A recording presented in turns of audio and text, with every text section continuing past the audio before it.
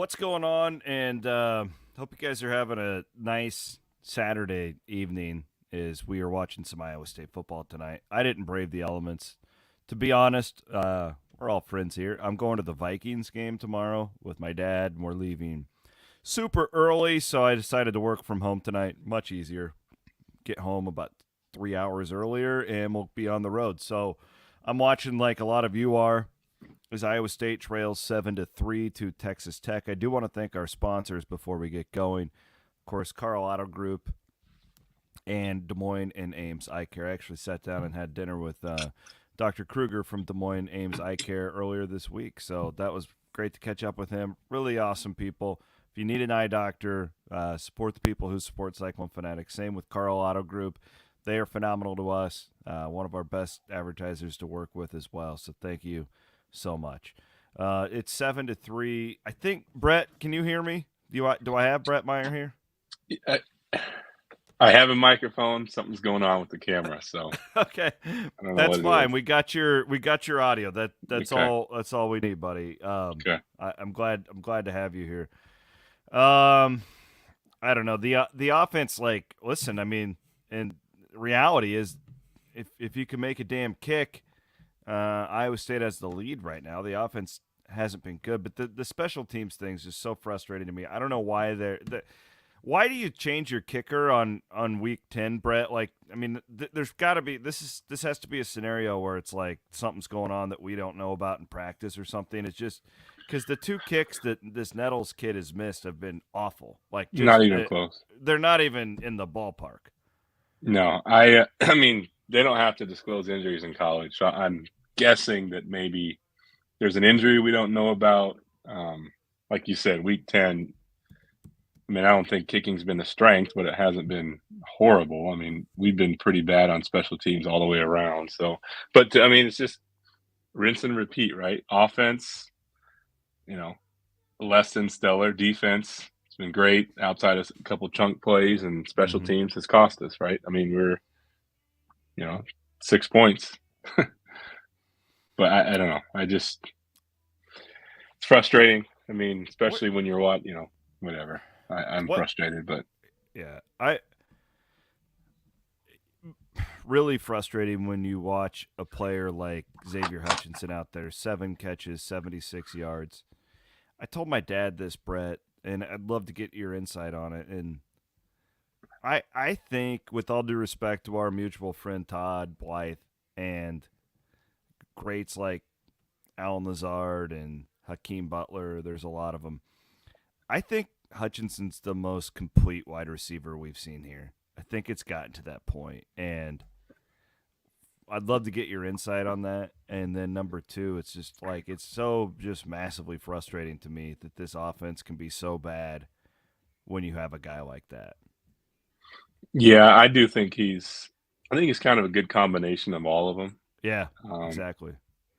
you know, Todd probably maybe was, yeah, I think he's a good combination of all of them. The only thing you'd say you'd knock him on is just there's been a couple of big catches, that Mm-hmm. fourth down against Kansas State, the drop touchdown at Texas. But I mean, his numbers, I think he's only been there, what, 3 years basically, and he's broken all the records. And yeah, I mean, he's an NFL draft pick, and I think he is the most dynamic one with the ball in his hands after the catch. I mean, you saw the catch he made on the sideline there right before the missed field goal. So good. I mean, that's Sunday football all day. There's guys in the NFL that don't make that play, and even the one before, where he was pushed out of bounds, came back in, bobbled it, got hit, and just yeah, he's phenomenal. Contested catches. I think he's probably faster than all three of those guys.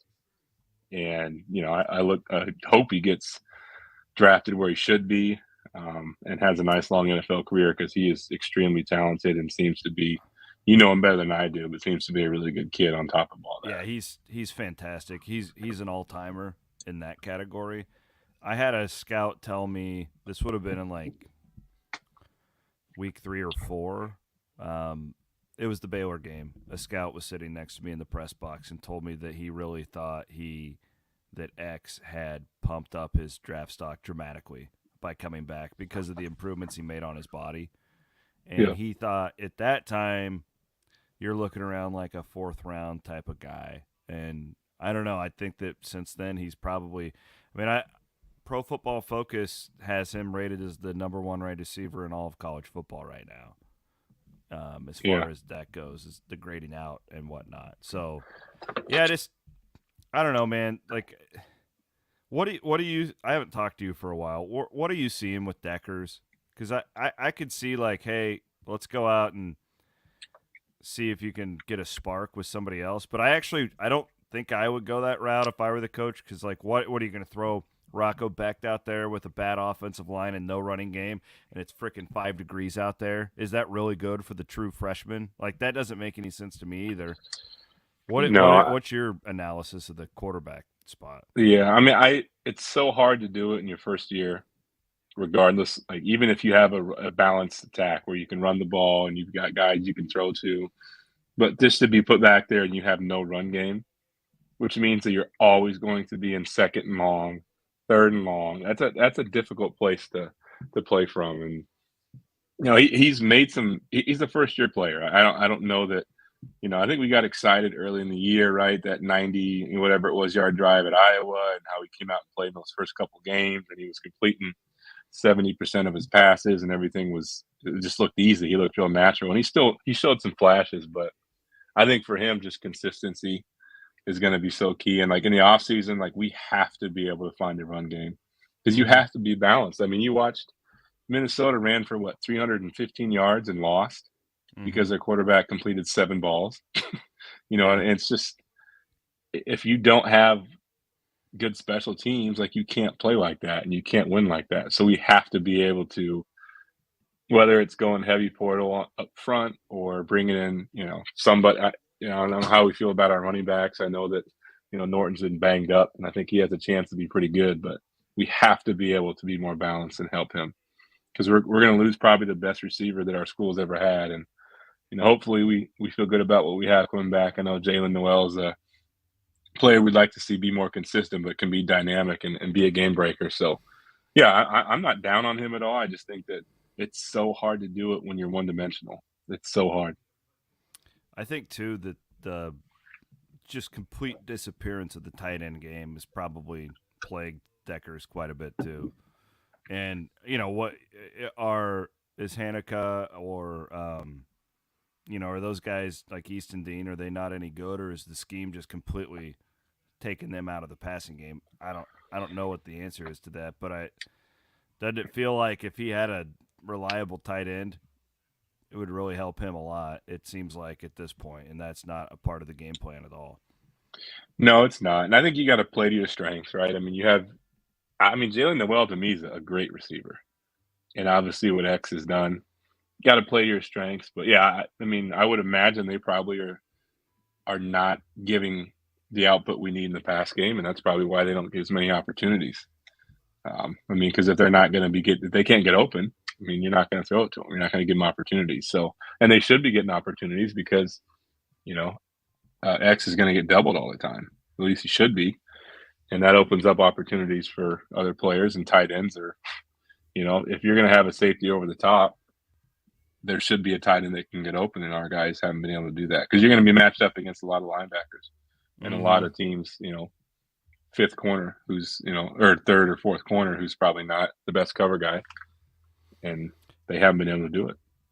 Well, this game tonight, I mean, I think the thought of Texas Tech not wanting to be there because of the weather and whatnot is not the case. This team's game. I don't know. It does feel like it's going to be a. Shuck's been pretty good, but it does feel like it's going to be quite the chore for the Red Raiders to put the ball in the end zone against this Iowa State defense. I'm not quite sure exactly what happened on that touchdown drive, the 96-yard touchdown drive. But I'll be honest. I don't think Iowa State will win. I don't trust the offense enough to do anything. And you virtually now have to go for it on fourth down because you can't make a kick. I mean, again, those kicks weren't close. No, Um, you don't feel good about it. I think, we had I don't want to say we're the team that doesn't want to be there, but we've had that drive where we had multiple false starts and it's yeah. just been kind of sloppy. And defensively, we've kind of let a few guys. I know they've kind of clamped them down and played pretty well, but we've also had some. The middle of the field's been open. They're trying to, we'll make second half adjustments, and that won't continue. But yeah, you don't feel great about it. It is hard. Stadium's going to be half full, if that, and you're going to be cold. Like a cold football game is tough. Like that is where football players really show their toughness.